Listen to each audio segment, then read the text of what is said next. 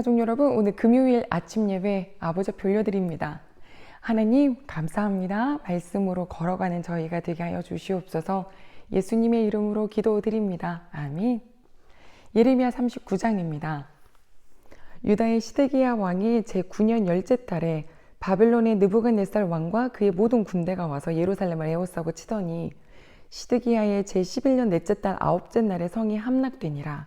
예루살렘이 함락됨에 바벨론의 왕의 모든 고관이 나타나 중문에 앉으니 곧 네르갈 사레셀과 삼갈 네부와 내시장 살스김이니, 네르갈 살레셀은 궁중 장관이며 바벨론의 왕의 나머지 고관들도 있더라. 유다의 시드기야 왕과 모든 군사가 그들을 보고 도망하되 밤에 왕의 동산길을 따라 두담 샘문을 통하여 성읍을 벗어나서 아라바로 갔더니 갈대아인의 군대가 그들을 따라 여리고 평원에서 시드기야에게 미쳐 그를 잡아서 데리고 하맛 땅 리블라에 있는 바벨론의 느부갓네살 왕에게로 올라가매 왕이 그를 신문하였더라. 바벨론의 왕이 리블라에서 시드기야의 눈앞에서 그의 아들들을 죽였고 왕이 또 유다의 모든 귀족을 죽였으며 왕이 또 시드기야의 눈을 빼게 하고 바벨론으로 옮기려고 사슬로 결박하더라. 갈대아인들이 왕궁과 백성의 집을 불사르며 예루살렘 성벽을 헐었고 사령관 느부사라단이 성중에 남아있는 백성과 자기에게 항복한 자와 그 외에 남은 백성을 잡아 바벨론으로 옮겼으며 사령관 느부사라단이 아무 소유가 없는 빈민을 유다 땅에 남겨두고 그날의 포도원과 밭을 그들에게 주었더라. 바벨론의 느부갓네살 왕이 예레미야에 대하여 사령관 느부사란에게 명령하여 이르되 그를 데려다가 선대하고 해하지 말며 그가 내게 말하는 대로 행하라. 이에 사령관 느부사라단과 내시장 느부사스반과 궁중 장관 네르갈 사레셀과 바벨론의 왕의 모든 장관이 사람을 보내어 예레미야를 감옥들에서 데리고 사반의 손자 아이감의 아들 그다랴에게 넘겨서 그를 집으로 데려가게 하며 그가 백성 가운데 사니라. 예레미야가 감옥들에 갇혔을 때에 여호와의 말씀이 그에게 임하니라. 이르시되 너는 가서 구스인 에벤멜렉에게 말하기를 만군의 여호와 이스라엘의 하나님의 말씀에 내가 이 성에 재난을 내리고 복을 내리지 아니하리라 한 나의 말이 그날에 내 눈앞에 이루리라. 여호와의 말씀이니라. 내가 그날에 너를 구원하리니 내가 그 두려워하는 사람들의 손에 넘겨지지 아니하리라. 내가 반드시 너를 구원할 것인즉 내가 칼에 죽지 아니하고 내가 노량물같이 내 목숨을 얻을 것이니 이는 내가 나를 믿었음이라. 여호와의 말씀이니라 하시더라. 아멘. 사랑하는 가족 여러분, 오늘 우리가 같이 읽은 예레미야 39장 타이틀이 예루살렘이 함락되다 라고 적혀 있습니다. 이건 어떤 의미를 가지고 있는가? 남유다 백성들은요, 자기들이 어떻게 산다 한들 우리 안에는 성전이 있고, 그리고 우리는 아브라함 때부터 하나님께서 딱 선택한 민족이기 때문에 절대 안 망해 라고 하는 그런 자긍심 가지고 있었거든요. 그런데 이건 굉장히 교만한 거였죠. 정말 삶이 하나님의 백성이라는 것 잊어버리고 건물이 있고 우리 예전에 이런 어떤 대접을 받았다라고 하는 그 생각 때문에 가지고 있었던 그들의 어떤 오만함이 오늘 완전히 다 무너지는 그 장면이 바로 39장에 나옵니다. 자, 오늘 말씀 봤더니 시드기야 왕이 올라선 지 9년째 되던 해에 그 해 10월달 바벨론이 다 이 예루살렘을 주변을 다 에워쌌다고 했습니다. 그리고 11년째 되는 해 4월까지 그랬으니까 얼마나 길어요. 거의 20개월 가까이 되지요. 그 시간 동안 나가지도 못하고 움직이지도 못하고 그런 이 성 안에 있는 먹을 거는 다 떨어지고요. 사람들의 마음은 피폐해져만 가고 바벨론은 너무너무 강성합니다. 마지막에 보니까 사다리를 타고 성벽을 넘어서기도 하고요. 성벽이 돌로 되어 있으니까 그걸 꺼내가지고 무너뜨리기도 하고 성벽 아예 아랫단을 파서 들어오기도 하는 등 결국에는 침략 당했습니다. 결국에는 완전히 멸하게 되었어요. 그래서 오늘 3절을 보니까 이 예루살렘 문에 중문에 앉아있는 좀 독특한 이름들이 나오는데 네르갈 사레셀, 삼갈 네부, 살스김 다 바벨론의 군부들입니다. 굉장히 높은 사람들이죠.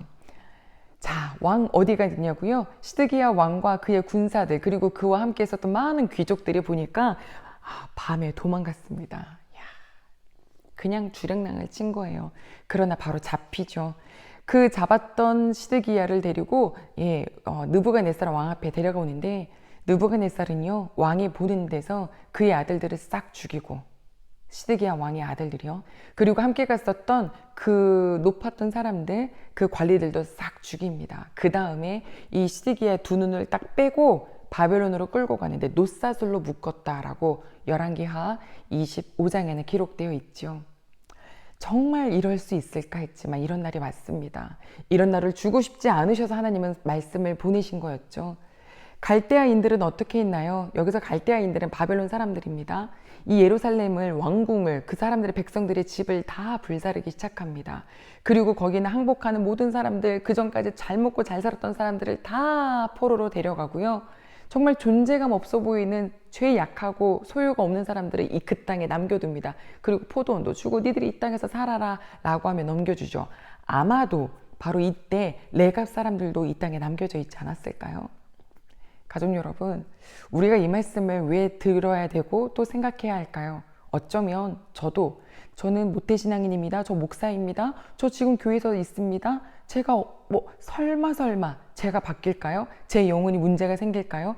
이런 오만함을 갖지 말라는 것입니다.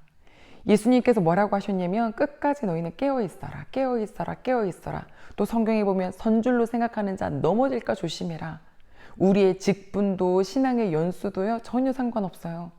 어쩌면 마지막 때는 우리가 그땐 내가 은혜 받았었고 그때는 내가 하나님을 사랑했는데 자꾸 과거만 씹어서 삼키는 사람이 될 수 있는데요. 우리 하나님은 바로 오늘을 하나님과 함께 동행하며 살라라고 하시죠.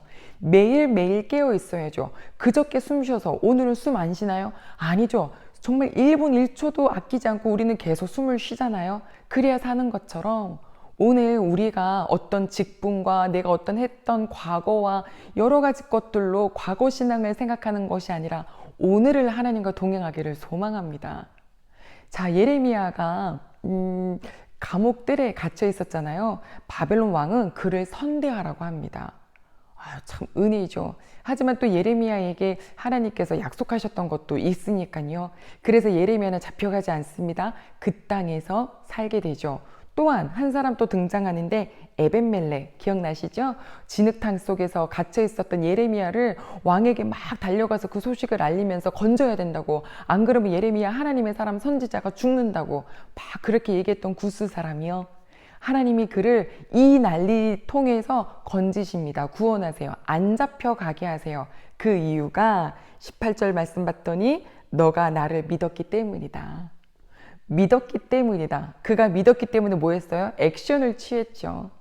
믿음은요, 하나님의 말씀을 순종하는 삶으로 연결되는 것이 진짜 믿음입니다. 어제도 말씀에 여호와의 목소리에 순종하소서.